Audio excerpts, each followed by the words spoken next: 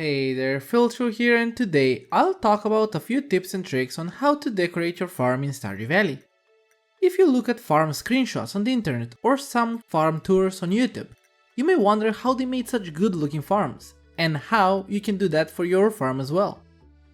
With the new 1.6 update, even more customization was added to Stardew Valley, which can be used to make some of the best looking farms out there.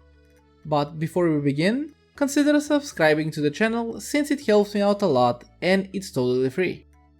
So without any further ado, let's begin.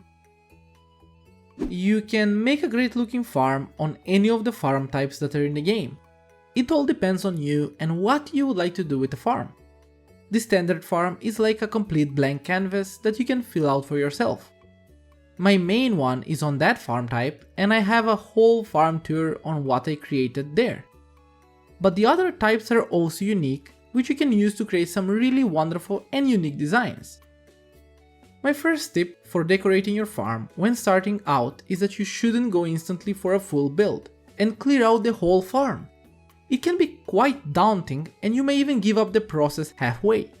Just take it easy and always start from a small area or a corner on the farm and spread onward from there.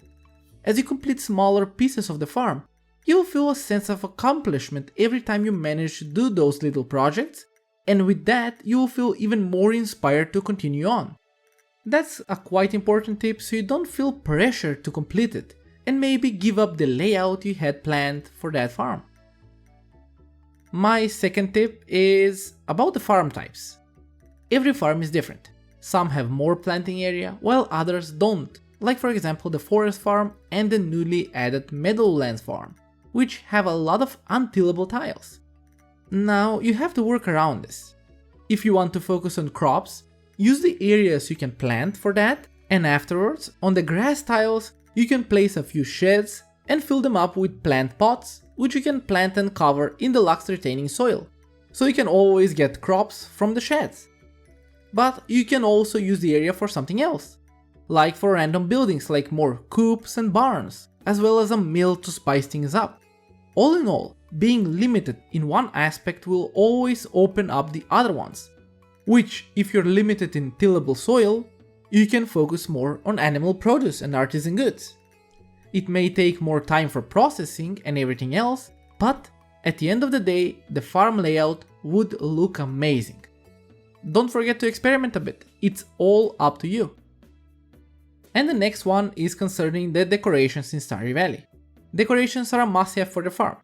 The most basic ones you get from crafting, and the crafting recipes can be bought from certain shops around Stardew Valley, or you learn them as you progress with the game.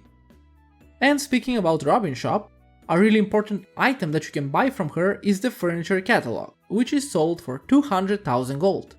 It has a huge variety of furniture that you can use on the farm and inside the farmhouse, and in the 1.6 update, new themed furniture catalogs were added to Stardew Valley, which I must say are amazing. They are spread around the game and finding them can be a bit difficult and expensive. Some are sold by the traveling merchant and others are found in other vendors in the game. One you can even find randomly and it's free. I made a whole video on them, where you can get them and with a sneak peek of the furniture they offer, so you can check it out for yourself right here. Also, there are items that only appear in the respective shops that you can purchase or trade with in exchange for certain items. Using those in combination with one another will really make your farm and farmhouse stand out a lot, and I highly suggest always trying out different combinations of furniture when you're trying to make your best farmhouse or farm in general. The decorations from the furniture catalog are best used for the inside of the farmhouse, where you can make really amazing designs for that. The inside of the house can now be further expanded with the 1.6 update, where you can expand the corner room for 100,000 gold, add an attic for 60,000 gold, a dining room for 150,000 gold, and a cubby for 10,000 gold. You can also open up the dining room as you can do with the bedroom and remove the walls separating it from the kitchen, but that is up to you. With all of these new areas, there is a lot more room for all of your ideas to be used, and the new furniture catalogs can help you with that. Don't forget to use the furniture and floor separators to further separate the rooms and make them feel even more unique. That way, even though you can't make more walls, you can make it yourself with different kinds of furniture. The fourth tip I have is about inspiration. I must say that it's always great to experiment with your own designs, but if you're ever stuck, it's great to look at some of the other random farm screenshots from other players online to draw some inspiration from them. There are so many amazing farm designs out there, made by wonderful people, and seeing those can definitely help you out in designing your perfect farm. Someone out there may have thought about something that you needed, but you didn't know how to pull it off. So I highly suggest this the most. For the fifth tip, I want to say just move everything. In the 1.5 update, the ability to move the greenhouse and shipping bin was added, which really helped in making some quite interesting farm layouts. But now with the 1.6 update, you can even move the farmhouse as well as the pet bowl, so reshaping the farm layout from scratch and creating your preferred style is possible. And you can also paint the buildings on the farm to your desired color. Just visit Robin's shop and play around with everything to your heart's content. For the next tip, it's about the layout, and more specifically the symmetry and asymmetry of the farm layout. The combination of these two aspects will really make your farm unique. It will have a good planned layout, where also at some spots you should have placements that break the ongoing symmetry. This is mainly for the fencing and general placement of the buildings, so you should always try to place them uniquely. By this, I mean don't go for the standard box shape that the fence draws you to make. Always try to bring a little weirdness to it, and after you make a nice fenced off area you like, fill it up with decorations or trees to further make the area more interesting. The way I go around my fenced off areas is that I always make corners. I try to make it more asymmetrical to break that box shape. And with that, it makes it feel more alive. Just don't forget to add the zoom buttons to the interface from the game menu, which will help you a lot in your designing process, having a better look of the area without having to take screenshots all the time. Another quite useful tip that I have is using the Stardew Valley planner. That's a really useful online tool that lets you plan out your ideal farm look before you start making it in the game.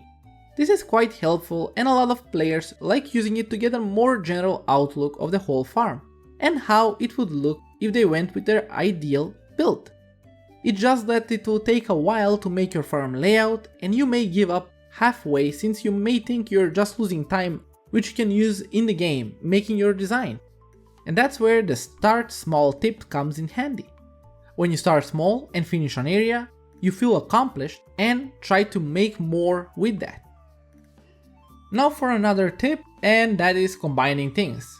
Speaking about decorations, more importantly the fence posts and the floor tiles on the farm, there is also a really neat trick for those.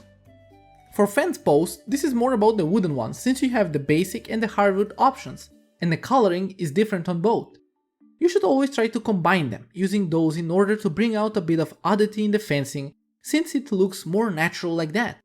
But I know that some players would prefer a single color fence. For pathing, especially the stone paths, you should always try to combine them with similar paths in order to bring more variety. I always love using the cobblestone path with the stepping stone path to make a path that looks like this. For me personally, this looks quite amazing, and you can do this with all of the paths in the game. It's up to you. And while we're still on the topic of pathing, the next tip is about the farm pathing. You should always plan out your desired main paths on the farm coming down from the mountain entrance to the bus stop and to the Cindersap Forest entrance. This is important since those main paths will be your connectors to all of the separate paths you will spread around your farm in the future. You have to start from somewhere. This should always be your main goal before you start anything else. Use symmetry and asymmetry in the placement until you think it's good enough. Afterwards, you can connect the other paths that spread around the main one and branch out from there. And you can start planning out the layout for the farm buildings afterwards. So this is quite important to start first. Another tip that I have is about the crop spacing. You should always plan out the crop spacing in the game, depending on your farm. With the 1.5 update, the sprinklers got a real nice boost, so you can make some bigger areas filled with crops spaced between some wood flooring, and even add a Junimo hut to make your life a bit easier. All in all, the crops can always be made to look great, even if you want to have a huge amount of them on the farm.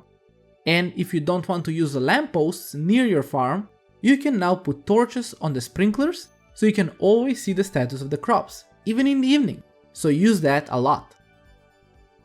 The next tip that I also have is about the torches, and you can now easily place them behind buildings or trees to light up the area without the torch being visible. This can be used on some places where you don't want to add a lamppost, or the use of the torch can be quite beneficial. This is quite a neat trick and I always use it on the farm. And the last tip that I have is concerning the trees on the farm. You have two ways you can do this, and that is line up the regular trees in rows and just place rock pathing around them so they don't spread around, or make a small forest area where you can also put some pathing around them so they don't spread, and now you can even put the mushroom log next to them to produce even more mushrooms, or even add some beehives. For fruit trees it's the same. I usually use them to fill up the empty spaces on the farm, but they can be a bit tricky since for them to grow they need all of the 8 tiles around them to be free.